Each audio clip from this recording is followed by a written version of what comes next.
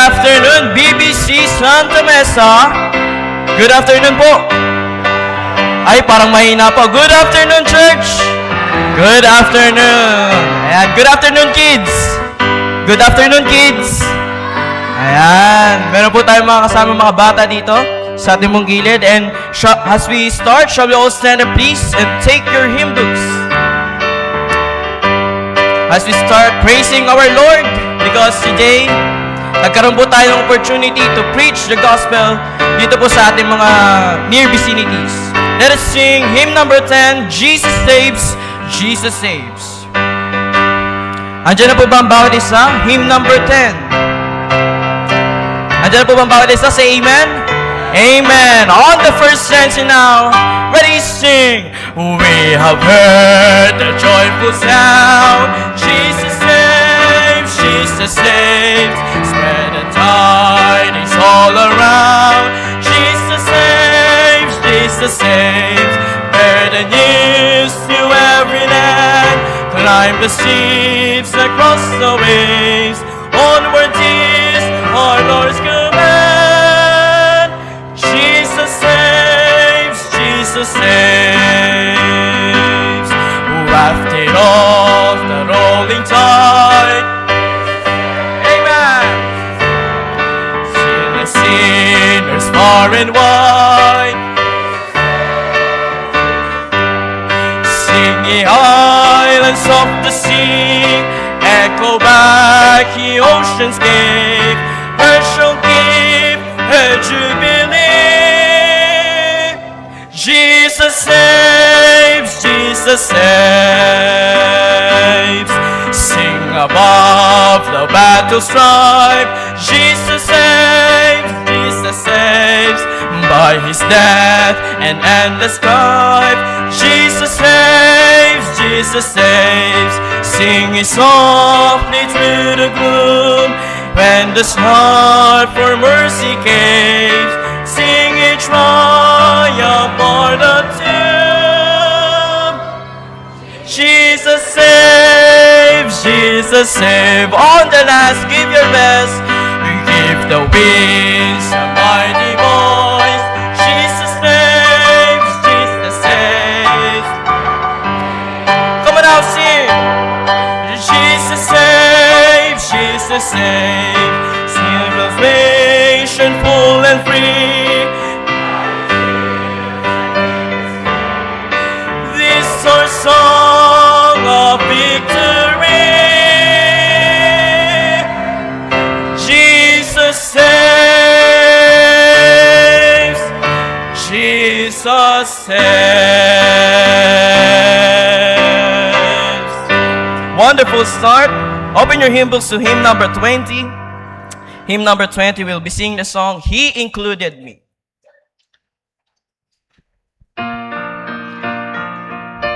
I am so happy in Christ today that I go singing along my way. Are you happy in Christ? Are you happy in Christ? Amen. On the first stanza now, ready, sing. I am so happy in Christ today that I go singing along my way.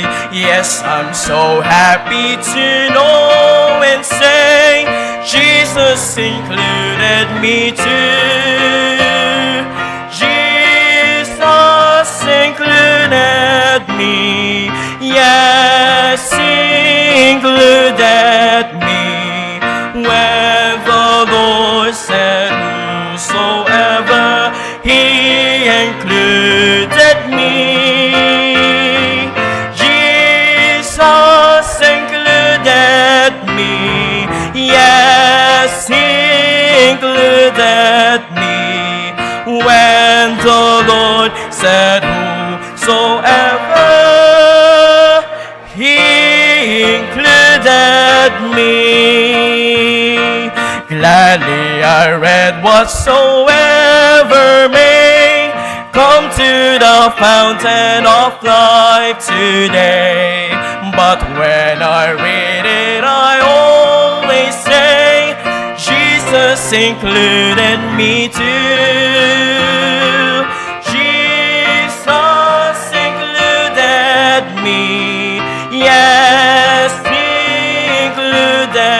me.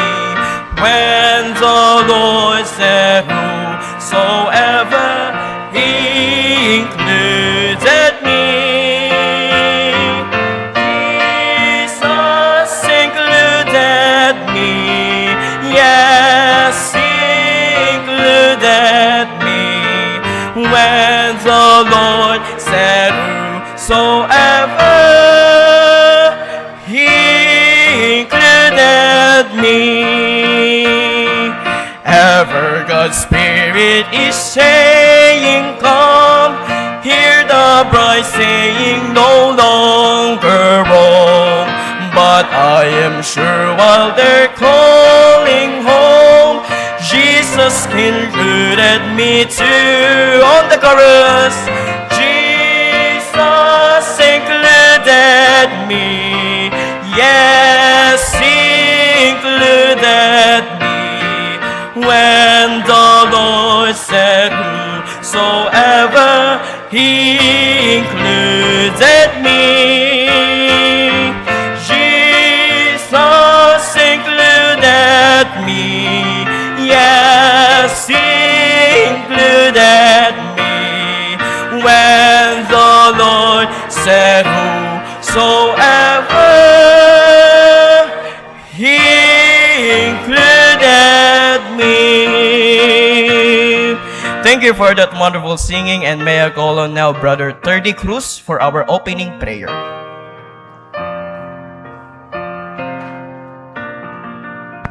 Let us pray po. Dear Lord, Heavenly Father, maraming salamat po sa hapon na ito at sa pagkakataon kami ay makatipon muli sa iyong tahanan. Thank you, Lord, for bringing us safely to worship and praise your holy name, O Lord. As the choir sings, may you cleanse our hearts and bless our voices. May the songs that we sing bring glory to you and touch the hearts of the people that are here today. Prepare our hearts to the preaching of your word and bless the rest of our afternoon service. Forgive us for all our sins and shortcomings. All these things we ask in Jesus' name, amen. Please be seated as we listen to the choir.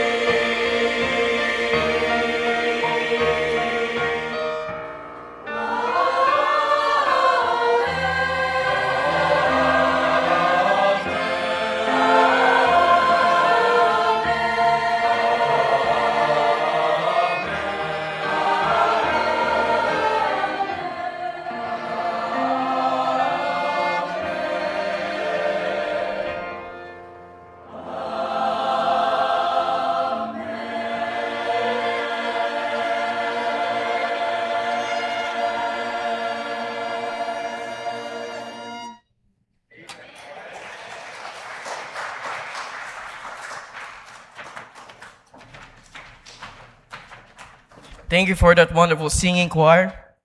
Shall we all stand up, please, as we sing another song? Let's sing Be Thou My Vision.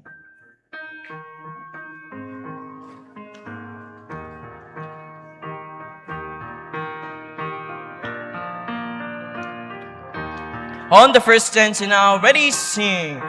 Be thou my vision, O Lord of my heart, not be all else to me, save that thou art.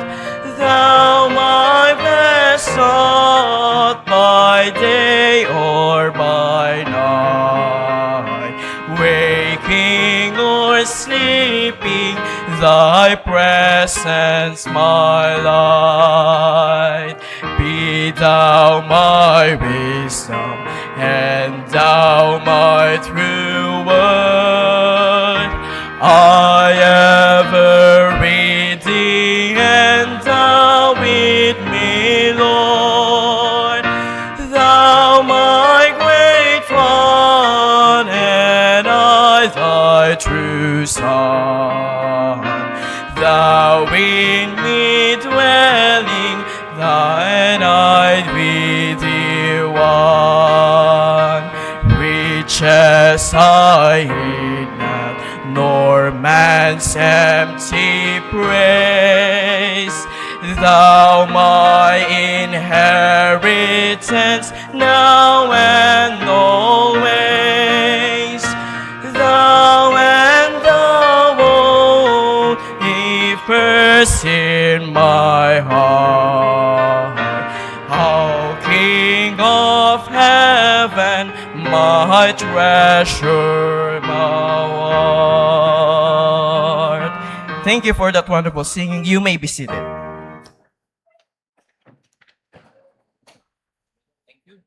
Okay, good afternoon, everyone, and welcome to Baptist Bible Church. Good to see all of you this afternoon as we together worship the Lord. Well, it's still Children's Day here at Baptist Bible Church.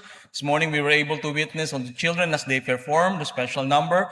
I think they have a total attendance of 151 kids. Okay, let's give them a big hand. So we praise the Lord for all the workers, those involved in the children's ministry. Okay, yun po yung mga nakadilaw, ang gintong-ginto sila. Okay, so we praise the Lord for that. So let's continue to pray for our children's ministry as we impart to them God's word and let's train in the next generation of our country and our church also. Okay, some of a few reminders to all the men. Married men, this coming Saturday, August 1. Ang bilis ng panahon, August na po. August 1, that's a Saturday. We're going to have our fellowship downstairs here at Baptist Bible Church. 11 o'clock po yan. So, backlock po tayo. Just bring anything that you can bring. And we're going to have a wonderful time. Okay, so that will be this coming Saturday po.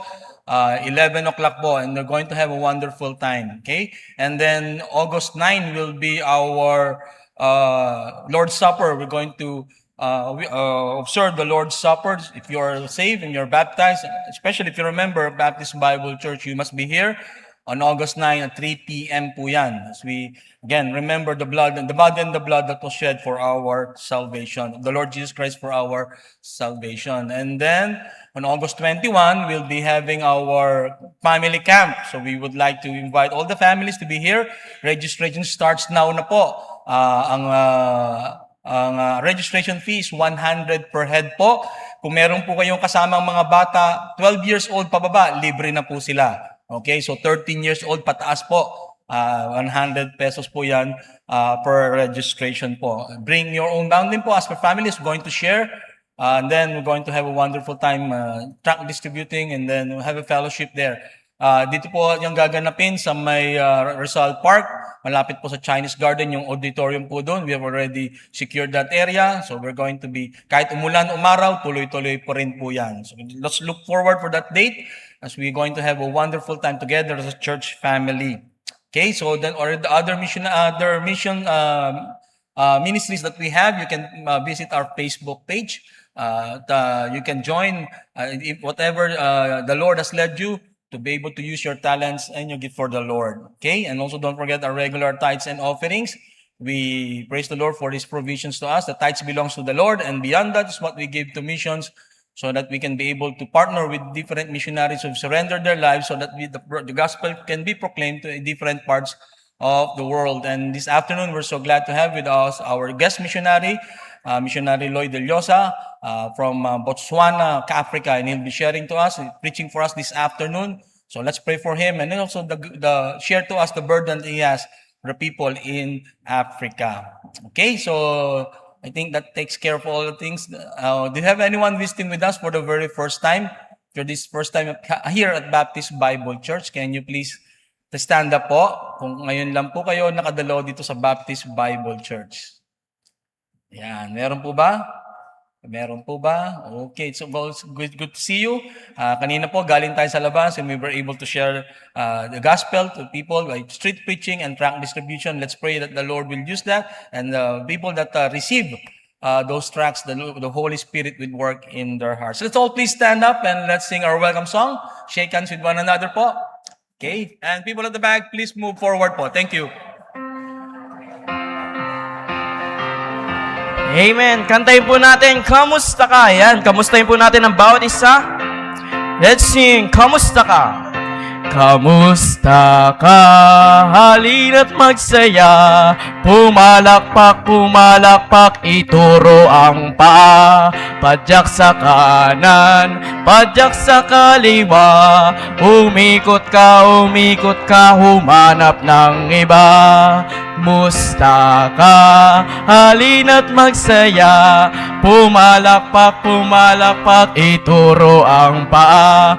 Padyak sa kanan, padyak sa kaliwa. Umikot ka, humanap ng iba. This is the day that the Lord hath made, that the Lord hath made. We will rejoice, and be glad in it, For this is the day that the Lord hath made. We will rejoice and be glad in it. This is the day that the Lord hath made. Tagalog naman po. Ito ang araw na gawa ng Diyos, Tayo'y magsaya at puriin siya, Oh, ito ang araw na gawa ng Diyos. Tayo'y magsaya at puriin siya. Ito ang araw na gawa ng Diyos. Please be seated as we listen to a special number to be rendered by our children's volunteer workers.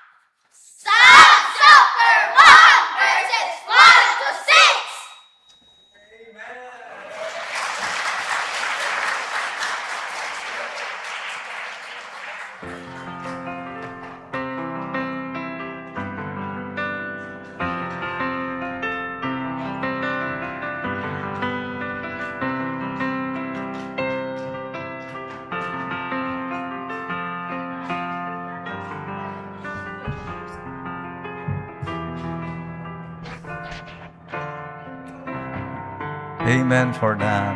Nakaka-bless yung mga bata. No? Lalo si Kyle, no? Kano ko ikaw yung UP Oblation, no? Pero parang si Fernando po, senior yung ano na, parang naging healthy si Fernando po. Hindi, ang ganda. Nakakatuwa po na at their early age, they already memorized the Word of God. Iba yan pag yung Word of God na memorize ng bata. Hindi lang nila ma-appreciate niya paglaki nila. Di ba? Ma-remember nila one Sunday, nagganyan sila, nag-Bible speaking. Ang mga kabataan pwede rin magganyan, Bible speaking. Gusto niyo mga married men magganyan? Malamang mauubos ang member ng Santa Mesa. But we thank the Lord that we are here. So before we go on with our preaching of God's Word, let's take our offering. Let's pray first. Let's get ushers, please come. Those who will be giving their tithes and offering, we honor the Lord through giving. Let's pray. Father in heaven, we come before Thee. We thank you, Lord, for the kids that we witnessed. It's good to know that at early age, they have already memorized Psalm chapter 1. And this will be kept forever in their hearts. Thank you, Lord, for we can worship you through our giving. Bless the gift and the giver. In Jesus' name we pray. Amen. Okay, God bless the cheerful giver. Amen.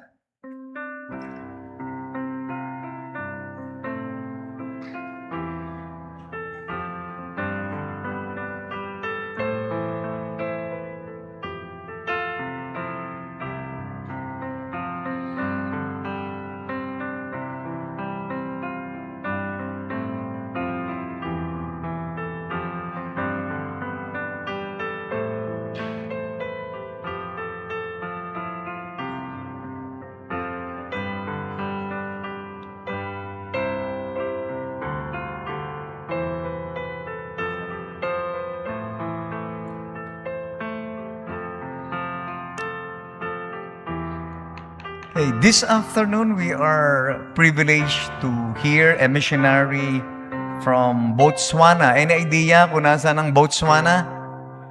It is an African country. Southern part siya ng Africa. And he has been there together with his family for 5 years. They have already started a work there.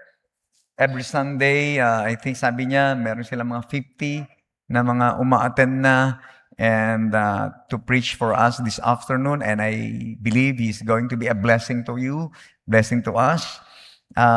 Missionary Lloyd Deliosa, he will be presenting a video, then you can preach na po, Pastor. Come on, preach the Word of God.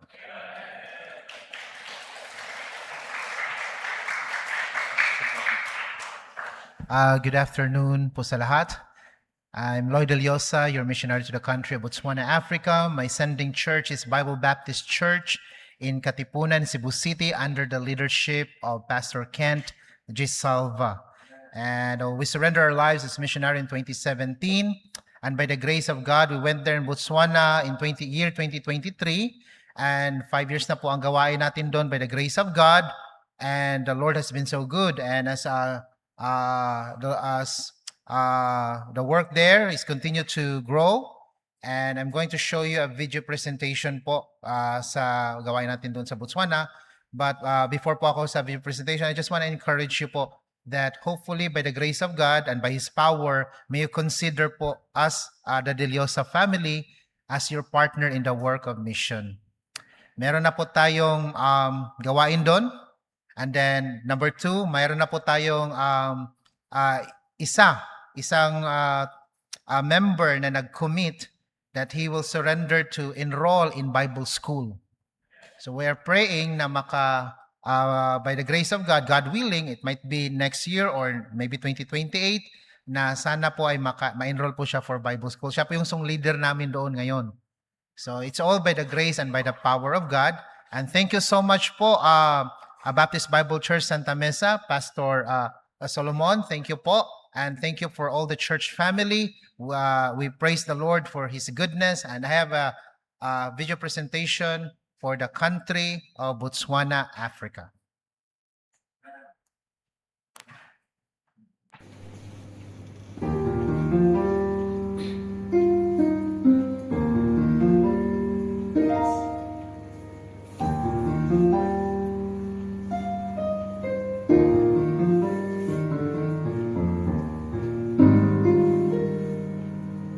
It all starts with just one voice that takes a stand, that makes a choice to live for God and not hesitate to tell the world about amazing grace.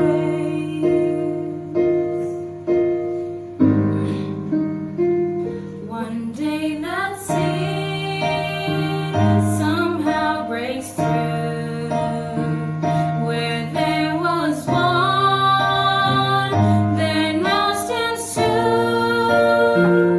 and soon another takes his hand, a ray of hope that spreads across the land.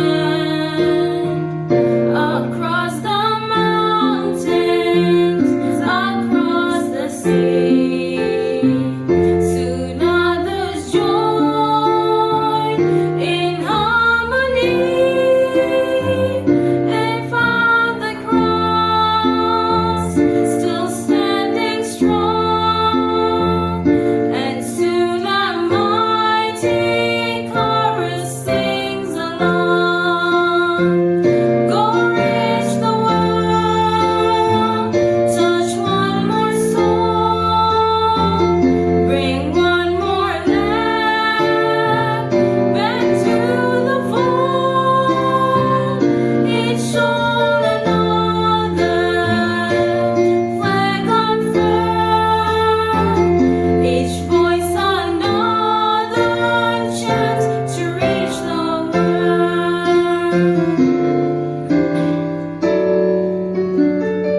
Don't let me pray, Lord, for wealth or fame, or a spark that sets the world aflame, but help me reach the lost and alone, to tell of joy and hope where hope is gone.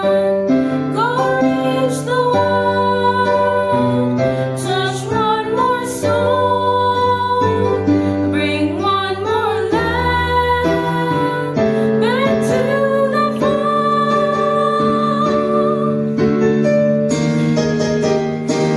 Each soul another flag unfurled. What this dying world can use is a willing man abroad, who dares to go against the grain and works without applause. A man who raised a shield of faith, protecting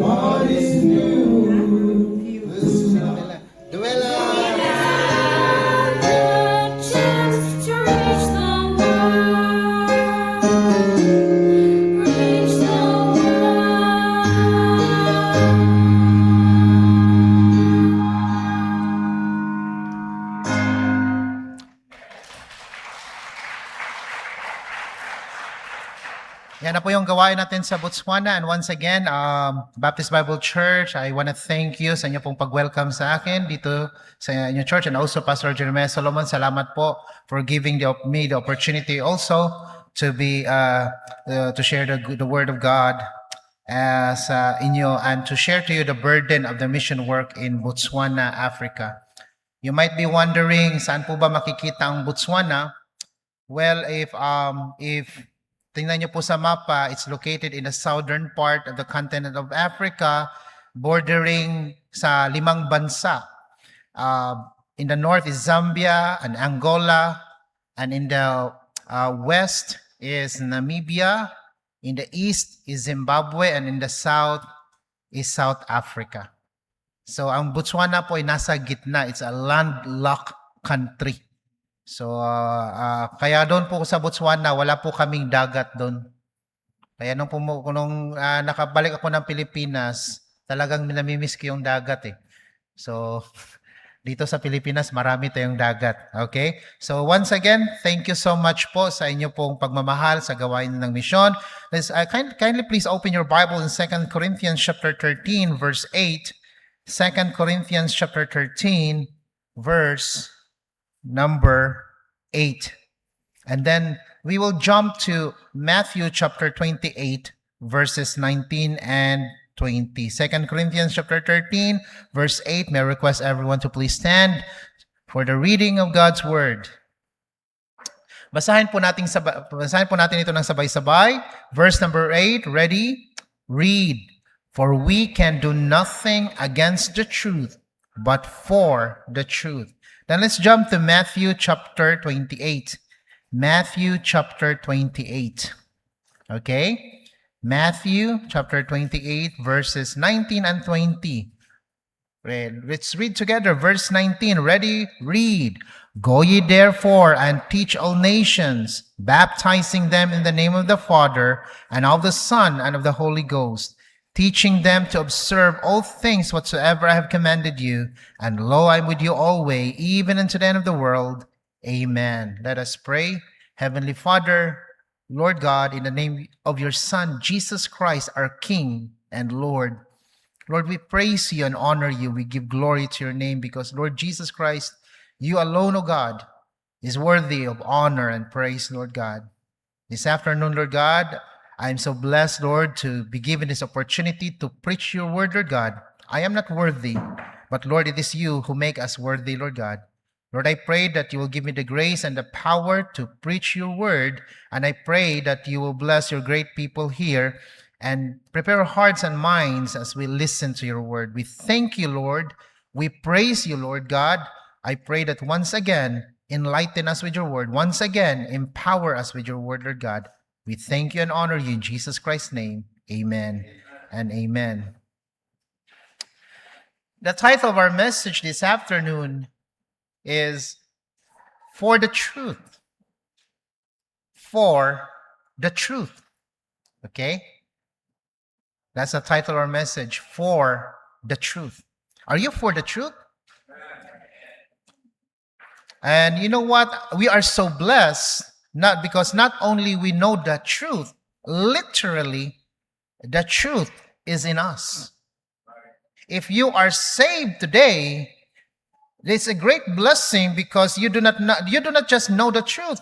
The truth is in you. The truth is in us, as in literally. Why? Because the Bible says in John chapter 14, verse 6, anong sabi ng Biblia? Jesus Christ said, I am the way, the truth, and the life. Jesus Christ is not just one of the truth. Jesus Christ said that He is the truth. And it's very important na alam natin yung katotohanan, at it's very important that we have the truth because the world today is full of lies. The world today is full of fake things. Marami na pong fake ngayon sa mundo. Meron ng mga fake news. Kahit mga video ngayon, akala mo totoo. Akala mo authentic.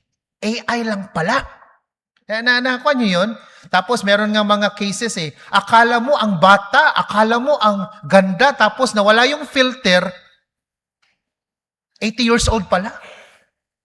So, maraming fake yun, but we are so blessed because even though the world will become dishonest, even if the world will be full of lies, but the truth will always be with us because we have Jesus Christ.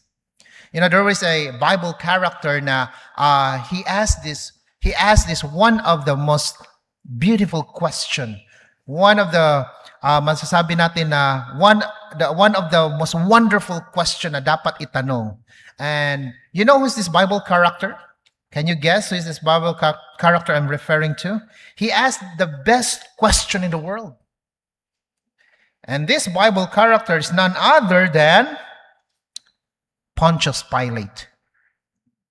Pontius Pilate asked the best question in the world, and he asked it to the right person. During Jesus Christ's trial, if you look at your Bible in John chapter 18, verse 38, Pontius Pilate asked the Lord Jesus Christ, sabi niya dito, nagtanong siya kay Kristo, Pilate said unto him, "What is truth? What is truth?" And then if you look at the Bible says, and when he had said this, pagkatapos magtanong ni Pilate, he went out again unto the Jews and said unto them, I find in him no fault at all. Napansin nyo?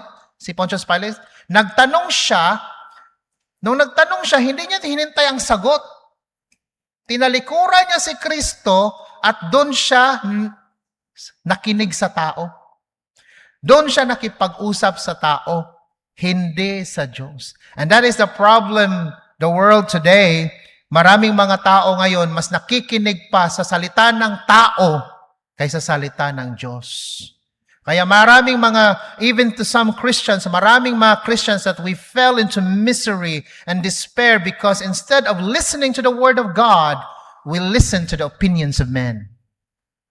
And I want to encourage you this afternoon that we should listen to the Word of God. And this afternoon, I want to ask you, if the truth is in you, anong gagawin niyo sa truth na nasa sayo? What will you do with the truth that is in you? Point number 1, this is what we should do. Point number 1, tell the truth. Tell the truth. If you look at your Bible in Matthew chapter 28, the Bible says here, Matthew chapter 28, verse 19, Go ye therefore and teach all nations. Sabi ni Jesus Christ, Go ye therefore and teach all nations. Before He ascended up to heaven, sabi talaga niya, Go and teach all nations. Hindi niya sinabi na go and sit down. Hindi niya sinabi na sit down and wait. Hindi niya sinabi na just sit down and look. No, He said, Go ye therefore and teach all nations. And bakit po kami pumunta doon sa Botswana? Bakit po kami pumunta sa isang lugar na it's not familiar to us? You know, actually, nung surrender po ako to become a missionary, nagsimula po yung burden ko for foreign mission way back when I was in Bible school, 2004. It was during the youth congress that I made a vow to God. Youth congress is just like a youth camp. There's a annual youth congress in Katipunan, and the speaker at that time gave an invitation. And I was so burdened to serve the Lord that I made a vow to God. Sabi ko, Lord, if makagraduate ako sa Bible school, if you will allow me to graduate in Bible school, then I will surrender my life as a missionary to Africa. Yun ang vow ko sa Panginoon. I made a vow. And then, pagkatapos ng youth congress, I keep on studying about Africa. I keep on studying. That time, doon, libro pa yun encyclopedia pa yung ginagamit. Study ko sa Africa. Doon ko nalaman, ang pangit pala ng Africa. Ang dami palang kaguluhan sa Africa. And if you look at right now, if you look at the YouTube, 10 of the poorest countries in the world is found in Africa. Sabi ko, ang dami palang kaguluhan dito. Ang dami palang mga kahirapan dito sa Africa. And then I remember, nagvow pa naman ako.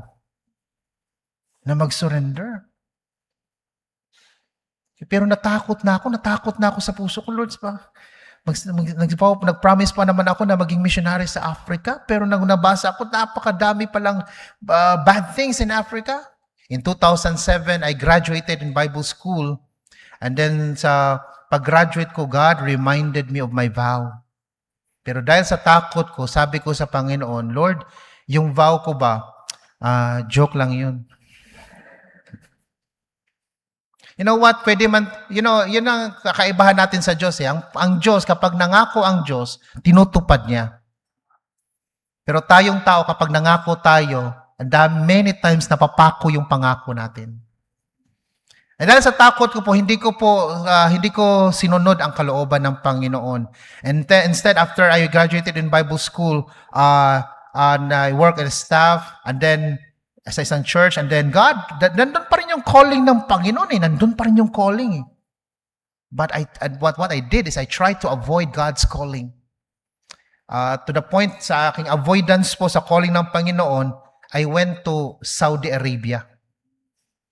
Tinakasan ko po yung calling ng Panginoon. But still, even though in Saudi Arabia, still, nandun pa rin yung calling ng Panginoon. 3 years po ako nagtrabaho sa Saudi Arabia. I was thinking that I can flee from God's calling, but even there, God will always burden me. God will always remind me. That's why in 2013, nung umuwi ako, I went back. Then when in 2013, nandun pa rin yung calling ko, but I said to the Lord, Lord, wag na lang ng Africa, Lord. Dito na lang ako sa Pilipinas. I don't want to go to Africa. I will start a mission work in the Philippines, but not in Africa. So nung nag-start po ako ng mission work doon after po nang nag-Saudi ako for 3 years, umuwi ako ng Pilipinas, then I start a mission work in Cebu. Nag-start po ako ng gawain sa Cebu, church planting sa Cebu. So I started a church work there in Naga City, Cebu. Not Naga City, Bicol, Naga City, Cebu. And then I do another church planting work, but still, nandun pa rin yung calling ng Panginoon. And it was in 2016 na yun ang turning point po sa akin. Dahil po sa fear ko na sa lugar ng Africa, kaya iniwasan ko ang calling ng Panginoon. But that time in 2016, God, may nangyari po sa buhay ko. Yung anak ko, meron po akong 3 anak. Actually, yung mga anak ko, nandun po ngayon sila sa Botswana. Yung misis ko, nandun po sila ngayon sa Botswana. Ako lang po ang nandito dahil sa medyo very expensive po yung ticket.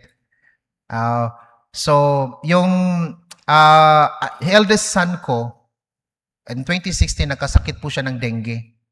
And that was the time na naging 50-50 yung buhay niya. Talagang naging lumala yung sakit niya na dengue, na nagsumusuka na siya ng dugo. And at that time, sabi ng doktor, Sir, you should be ready.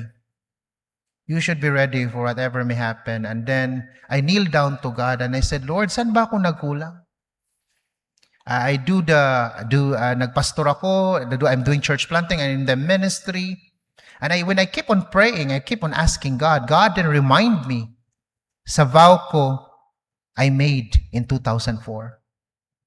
At that time, I said to the Lord, Lord, pagalingin niyo lang yung anak ko. And if pagalingin niyo siya, I will surrender my life as a missionary to Africa. And lo and behold, kinabukasan yan, gumaling yung anak ko.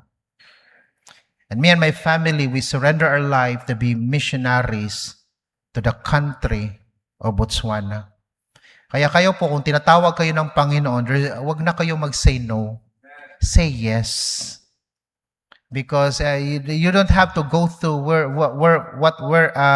what I've been through. Say yes to if God is calling you. So by the grace of God po, yun po ang naging calling ng Panginoon sa akin. And God called me in Botswana. Isang bansa in the southern part of Africa na we are the first Filipino missionaries in that area, in Francistown. Kaya nag-start po kami ng pioneering work doon. Hirap po mga kapatid na mag-start ka ng pioneering work sa isang lugar na you are not familiar. It's not your country. Wala ko din, pupunta ko namin ng Botswana, doon sa Botswana po, wala po akong kapamilya doon. Imagine that we don't have family there. Wala akong kapamilya, wala po akong mga kapatid doon, wala pong kapuso. Siguro meron lang akong kamukha, pero wala po akong mga kapamilya. Kung anong mga emergency, yan ang nangyayari. But you know what? We just trusted in the Lord. And we just do what the Bible says to tell the truth. So when we go there in Botswana in 2023, I really ask God, Lord, paano kami magsimula? We do not know the people. We do not know. We are the first Filipino there doing the mission work in Botswana. And as I pray to the Lord lead me. The Lord lead me to a old lady. Yun ang ginamit ng Panginoon, isang old lady na widow. Pinakilala sa akin ng Panginoon and I am able to share the gospel to her and she is so happy. Her name po is Mama Leng. We call her Mama Leng because in Botswana po to formally call a lady, kapatulad ng sa Pilipinas, we have ma'am at sir. Doon sa Botswana naman is we call it ma. It's not mama but ma. Ma. Double M-A. It's ma. That's how you formally address a lady. And then kapag lalaki naman is ra. That's why there in Botswana, when we greet, we usually greet it. If it's a lady, we will say Dumela ma. And then to the men, we will say Dumela ra. It's like saying, hello sir, hello ma'am. Ganon lang po sa Botswana. Okay, so kung mapunta man kayo ng Botswana, at least alam nyo na. Okay, so now, God used that old lady. Now that old lady, her name is Mama Leng, and we shared her the good news of salvation, and then she is a Anglican. Ang kanyang religion, Anglican. And we shared her the good news of salvation. She was so happy when she know about the truth. When we tell her the truth about the Lord Jesus Christ, she is so happy. And then ang nangyari po from her, as we do the Bible study, ay siya po yung nagdadala pa ng nag-i-invite ng mga kapitbahay. Siya yung nag-i-invite. And then she had lots of children, maybe I think 8 children. Nung na-save na siya, and then we have baptized her, sabi niya, Pastor, I want all my children to know about the Lord Jesus Christ. Kaya lahat ng mga anak niya, 8 of them, may mga asawa na dinala niya sa church. May mga apo na mga anak pa. Dinala niya sa church.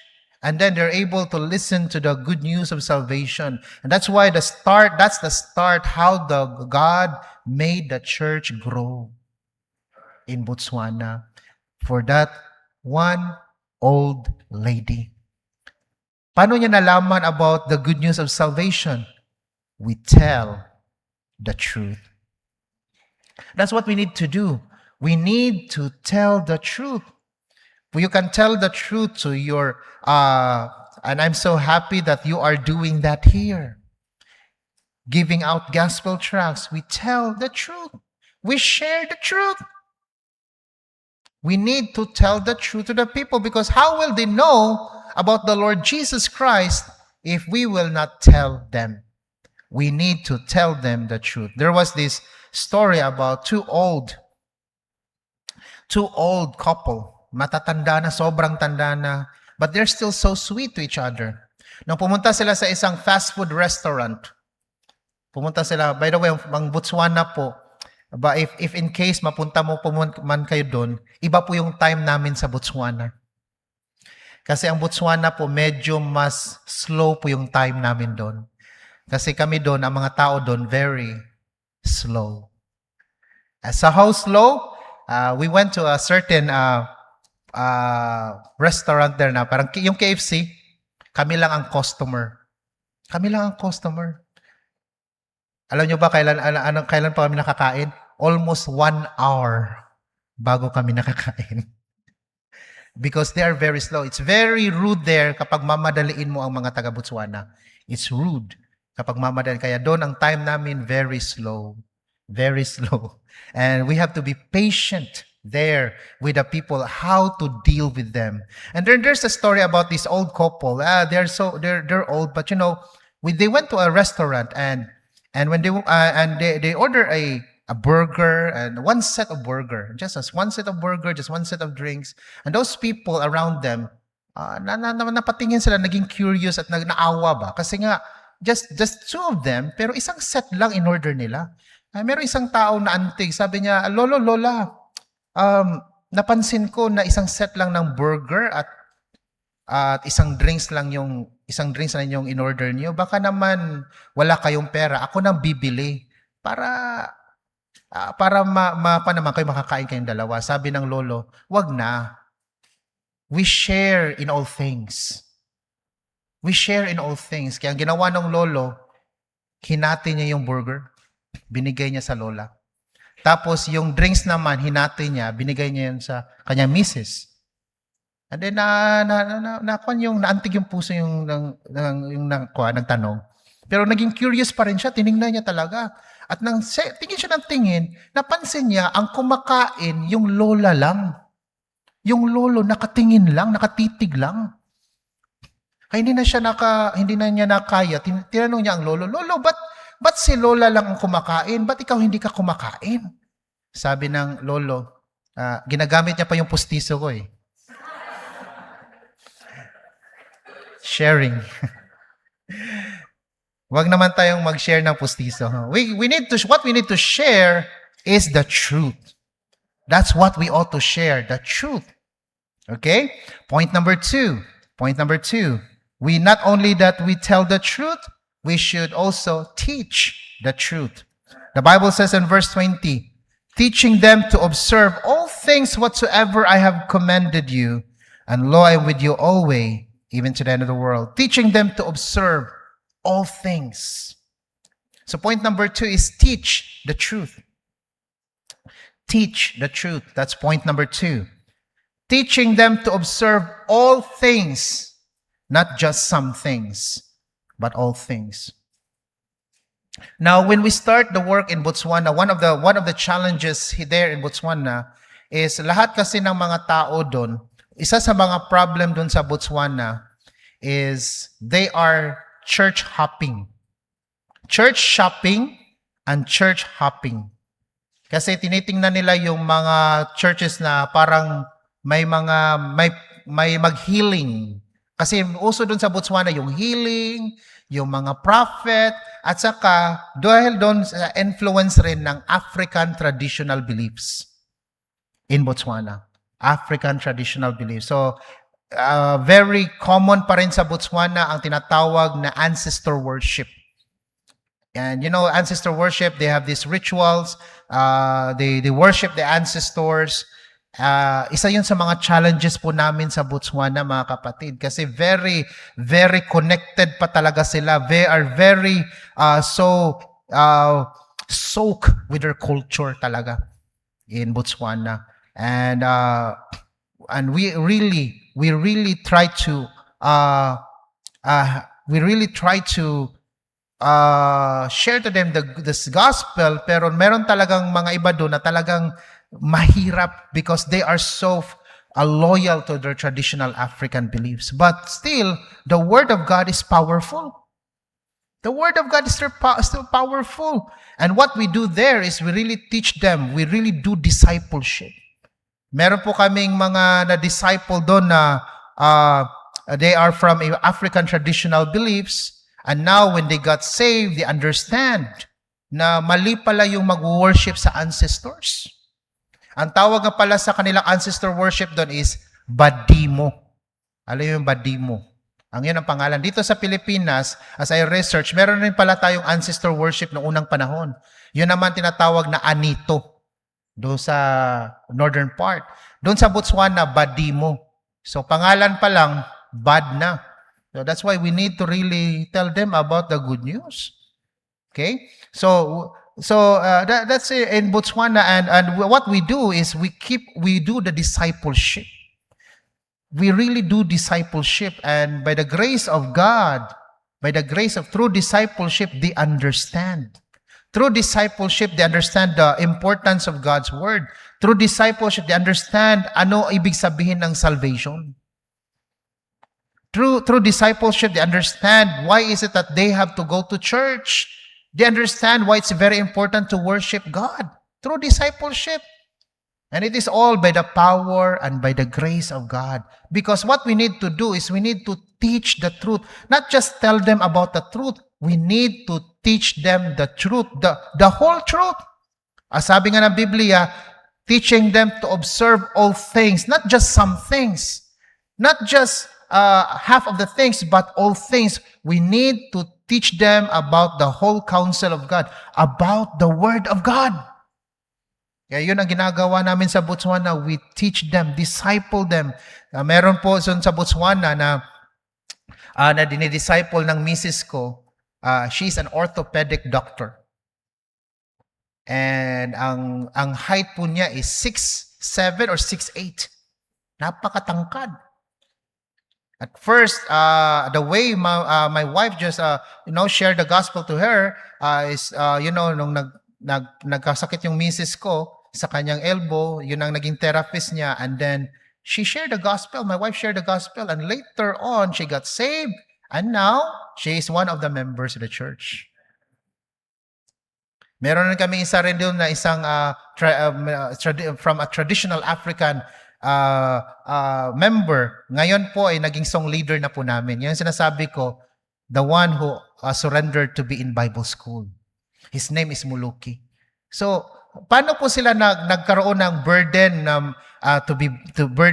for Bible school? Paano nangyari yun? Because we do not only tell them the truth, we teach them the truth. That's what we do in Botswana. We are doing discipleship. We are teaching them about the Word of God. Point number 3. Tell the truth. Teach the truth. Point number 2. And point number 3, total surrender to the truth. Total surrender to the truth. Now, if you look at your Bible, the Bible says, teaching them to observe all things whatsoever I have commanded you, and lo, I am with you always, even unto the end of the world. This is the promise of the Lord Jesus Christ, saying, I am with you always. Don't worry. Jesus Christ is saying to the church, don't worry about anything else because I am with you. Ano man mangyari sa buhay mo, sabi ni Jesus Christ, I am with you. Just do what I want you to do because I am with you. Jesus Christ is really telling the church here to surrender your life. Jesus Christ is telling the church before He ascended to surrender their life. And Christ is saying, kung sa atin pa is, Jesus Christ like saying, ako nang bahala sa'yo.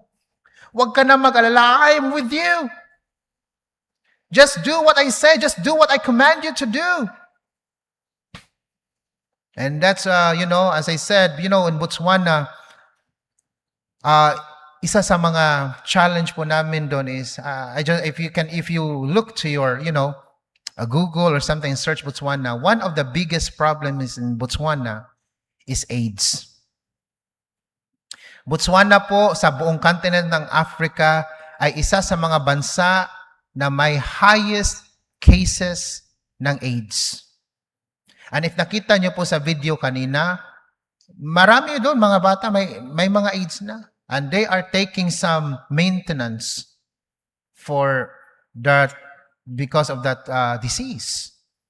And you know what? I can't help it, dahil tao lang ako. There are times talagang, when I learned about the AIDS problem with Botswana, there was a time lang nandiri talaga ako. Because AIDS yan eh. Although hindi naman contagious yan in a sense na talagang airborne or by touch. You need to be intimate para maging makuha sa'yo yan. You can have it. But that disease alone, it's really alarming. Kaya may times talaga, there was a time na nandiri ako kasi, Lord, sabi ko, Lord, bakit niyo man ako tinawag sa Botswana, Lord? But in Botswana pa? Pwede namang Canada. Or France. Di ba? But Botswana, Lord? May AIDS ang mga tao dito. And you know what? As I read the Bible, I feel guilty. When I read the Bible, I feel guilty of what I said. Kasi ang Panginoon, hindi nandiri sa atin. Nung pinuntahan tayo dito ng Panginoon, hindi nandiri ang Panginoon. Hindi siya, makasalanan tayo, marumi tayo, pero pinuntahan pa rin tayo ng Panginoon. Binigay pa rin niya ang buhay niya para sa atin. Kaya sabi ko sa sarili ko, sorry Lord, ba't ako mandidiri? Hindi ka nga nandiri sa akin, Lord eh. Kaya that really convicts me. Kaya sabi ko sa Panginoon, sige Lord, para sa'yo. Age doesn't matter.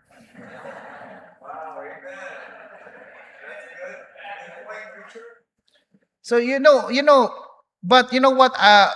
But I want to tell you, Botswana, being a missionary po, especially in the African countries, hindi po biro yan eh. Hindi po, kasi, kaya sabi ko nga, sa isang di ko na inyo kanina, marami po kaming challenges doon sa Botswana. Marami po kaming kahirapan na nahaharap doon sa Botswana. Pero hindi ko na lang sabihin. Bakit? Baka hindi na kayo mag-surrender. Baka ayaw nyo nang mag-surrender to be missionaries. But I want to tell you, kung hindi po kami totally surrendered sa Panginoon, baka nag-quit na kami. I just want to tell you one case.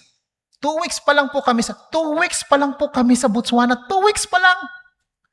Alam nyo ba ang ginawa? Ninakawan po kami, nilooban po yung bahay namin. Sinira ang bintana kung saan kami nakatira at pinagnanakaw, kinuha yung mga cellphone, ninakaw yung iba pang nagamit namin, kinuha yung 2 cellphone saka isang supot ng saging. Imagine mo, pati saging di pinatawad. But you know what? Umiyak ako noon talaga kasi I was really Lord, ba't nangyari sa akin to, Lord? Hindi nangyari sa akin sa Pilipinas na ninakawan kami. Hindi pa nangyari sa akin ninakawan ako sa Pilipinas. Doon sa Botswana, nangyari sa akin. Ninakawan kami. Nakaka-discourage. Totoo nakaka-discourage. Kaya ang ginawa ko, para ma-encourage ako, nag-asa ko ng, I try to talk to other missionaries in Africa. Tinawagan ko sila, Pastor, ganito, Pastor, ninakawan kami, ganyan. Alam mo anong yung mga missionaries sa Africa nung sinabi sa akin? Sabi nila, welcome to Africa. Hindi pala ako ibig sabihin nila, hindi ako nag-iisa. Before nangyari sa akin yon, nangyari na sa kanila. If we are not totally surrendered to God, hindi kami magtatagal. But we are totally surrendered to God. And that is also an encouragement for us. I want you to understand this afternoon. Hindi po mahirap pong maglingkod sa Panginoon kung hindi po tayo totally surrendered sa Panginoon. Nasa Biblia ba yan? Yes, nandyan po sa Biblia. Look at your Bible, 2 Corinthians chapter 8. And this is Paul giving an example. So the context here, Paul is bragging. He is really bragging. I want to say bragging ginawa niya. Kasi pinagmalaki niya ang churches ng Macedonia to the church sa Corinth. Sabi niya dito sa verse 1, moreover, brethren, we do you to wit of the grace of God bestowed on the churches of Macedonia. Ano ba ang Macedonia? Malaki po ang kaibahan ng Macedonia, ang mga churches na ang city of the province of Macedonia at saka Corinth. Corinth po is a very rich city during the Roman times, the Roman Empire times. Very rich. Kaya ang mga Christians doon mayayaman. Well, Macedonia is a place of slaves. Doon po binabagsak ang mga slaves.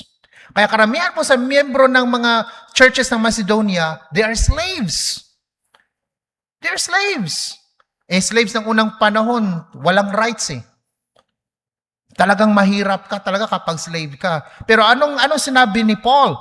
Verse number 2, sabi ni Paul, pinagmalaki ni Paul ang churches sa Macedonia doon sa Corinth. Bakit?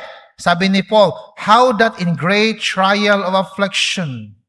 They are in great trial. May pagsubok na sila, meron pa silang affliction. Ay, yung affliction, it might be sickness. And it's not just small, it's great. They are in great trial of affliction. Pero ang sabi ng Biblia, the abundance of their joy. Masaya pa rin sila kahit na may affliction. Ano pang sabi dito? Their deep poverty. Hindi lang sila poor. It's deep. Kung meron pang mas poor sa poor, yun ang deep poverty. Ganon ang situation sa buhay ng mga churches sa Macedonia. They are very poor. But look at what the Bible says. Their deep poverty abounded unto the riches of their liberality. Ano yung liberality? The liberality, it means generosity. Okay? Ang ibig sabihin ni Paul, kahit na may pagsubok sila, kahit na may mga sakit pa nga sila, kahit na mahirap sila ang mga churches sa Macedonia, but that doesn't stop them to be generous in the work of God. Kaya sabi ni Paul sa Book of Philippi na wala nang ibang church that communicate with me with regards to giving and receiving, but ye only. Ganon ang churches sa Macedonia. Imagine that. They give, even though sila ang kailangang tulungan, but they still give. They still naging, and they're happy to become part in the Lord's work at hindi po naging burden sa kanila. Paano nila ginawa yun? Anong sekreto nila na bakit kahit na mahirap sila, kahit na naghihikapos na nga sila, bakit anong sekreto nila? Bakit nakapagbigay pa rin sila, nakapaglingkod pa rin sa Panginoon at masaya silang naglingkod sa Panginoon? Anong sekreto nila? Ang sekreto nila, verse number 5. Verse number 5. Sabi ng Biblia, and this they did, not as we hoped, but first, ano sabi ng Biblia? Gave their own selves to the Lord. That is total surrender. Hindi po mahirap maglingkod sa Panginoon if we are totally surrendered to God. Hindi po mahirap magbigay para sa Panginoon if we are totally surrendered to God. Pero kapag hindi ka totally surrendered, kahit na ang konting pagwalis lang, mabigat na sa'yo. Hindi ka totally surrendered eh. Kahit ang konting to be part lang sa gawain, mabigat na sa'yo kasi hindi ka totally surrendered eh. But if you are totally surrendered to God, hindi mahirap maglingkod sa Panginoon. And mga kapatid, I want to encourage you this because the same in mission work, the same also in the church also. If we are not totally surrendered to God, it's really hard to serve the Lord. Kaya po kami nakapagpatuloy sa gawain sa Botswana and praise the Lord, Diyos po ang nagbigay sa atin ng bunga doon. I want you to know hindi lang po Botswana ang na-save doon. Hindi lang po mga Botswana ang na-reach out namin. When we went to Botswana, nakita namin there are groups of people, races of people na nandun. May mga Pilipino nandun. They are working as OFWs. May mga Indians as businessmen. May mga Chinese. May mga ibang katabing bansa ng Botswana, ang Zimbabwe. Okay? Meron rin mga tinatawag, yung karamihan doon sa Zimbabwe, may mga white na Zimbabwe, mga puti. Mga puti sila, hindi sila itim, mga puti. Kasi ang tingin natin sa Africa, pag Africa, itim eh. Diba? Totoo naman, karamihan naman talaga itim. Yung ni-reach out namin na mga itim sila eh, mga kalangga. But you know what? You know what? By the grace of God ngayon, meron po kaming 4 na mga Pilipino. We have already baptized them. Ang isa, Mormons. Ang isa, Iglesia. Ang isa, Seventh-day Adventist. Sa Katoliko. Nabaptize na natin doon sa Botswana. And not only that, we have also 4 Chinese. And now, my wife reported to me, meron ring isang businessman doon na nag-attend. She is Korean. So we are not only reaching the people of Botswana. You might be wondering, may mga Korean pala doon. Yes, they are businessmen. And we are not only reaching the people of Botswana, but we are also reaching other races there. Kaya hindi man ako missionary ng China, ni-reach out po rin namin ng mga Chinese na nandun sa Botswana. Okay? So salamat po. Hopefully, you will consider us, the Deliosa family, as your partner in the mission work in Botswana, Africa. Every head bow, every eye close. As our heads are bowed, as our eyes close, this afternoon, maybe the Lord is talking to you about telling the truth. Maybe you are silent about the truth. Maybe you are silent in your school, in your workplace. I do believe that God is talking to you right now. Can you please commit to God? As our heads are bowed, eyes closed, can you please commit to God right now and say to the Lord, Lord, I want to tell the truth. I want to tell the truth to my fellow workers. I want to tell the truth to my fellow classmates. Tell the truth. Or maybe meron bagong Kristiyano and God burdens you to teach the truth to that person. Teach the truth. Teach the truth. Be a blessing to that person na bago pa siya na save. She cannot grow if no one will tell her about, no one will teach her the truth. She will not grow up as a Christian if no one will teach her how to grow up as a Christian. And lastly, maybe you are not yet fully surrendered to God right now. And it's time to fully surrender your life to God. Maybe God is talking to you. Meron kang kasalanan, nasa puso mo. You have to surrender it to God. Surrender it to the Lord. As your heads are bowed and eyes are closed, you can come in the aisle. You can come in the altar right now if you want to come. Come here. And commit your life to God and surrender. Lord, I will surrender my life to you. Amen. Amen. Lord, I will surrender my life to you. Lord, I will totally surrender my life to you. Meron pa ba?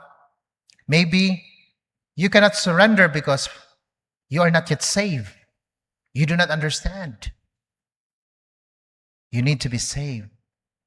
Receive the Lord Jesus Christ as your Lord and Savior. Accept Him as your Lord and Savior.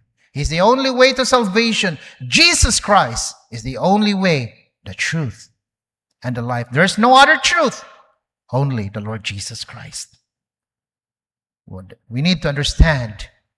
You need the Lord Jesus Christ. You need to understand that. Let's pray. Almighty Father, thank you for your goodness. Thank you for those who come here and gave their lives to you. Lord, I pray that you will bless them. Lord, I pray that you will talk to us, Lord God. We praise you and glorify you and thank you for the truth, Lord God, that you are in us. Lord, please, Lord God, help us to live in the truth always. We praise you and honor you in Jesus Christ's name. Amen.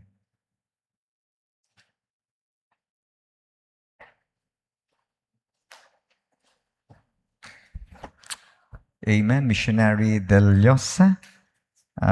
Meron siyang 3 kids. Their names are Zav, Zif, and Zion. Okay, amen for that. Okay, so are you blessed? Sinong gustong sumunod sa Botswana? You just wanna have fun there. Okay, we are going to pray for Pastor Del Llosa. Pastor Licalim, we have something for you. Okay, palakpakan naman natin si Pastor. Are you going to pray for this missionary? Pag-pray natin. Okay, okay. Tayo tayong lahat and Pastor Del Llosa will dismiss us in a word of prayer. Let us pray. Heavenly Father, we thank you once again for your goodness and loving kindness. We thank you for the word that you gave to us, Lord God. We praise you and glorify you, Lord God, and honor you, Lord Jesus Christ. Lord, I pray as we go to our respective places, Lord God, that you will keep us and guide us, Lord God, in everything. Be with us in our homes, in our workplace, in our businesses. Lord, I pray that your presence will always be there with us. Be always be with us, Lord God. And Lord, I pray that we will always be reminded about the truth. Yes. The truth of your word. And even you, Lord Jesus Christ, the only truth. We honor you. We praise you, and I thank you for this church. Thank you for Pastor. Thank you for his family, and thank you for the church family as well, Lord God. I pray that you will bless each and every one. In Jesus Christ's name, all these things we ask and pray. Amen. Okay, please stay at your, habang nandiyan kayo, let's take a photo. Yung mga nandito, siguro urong kayo rito. Tatayo kami rito. Okay, let's take a photo with Missionary Deliosa.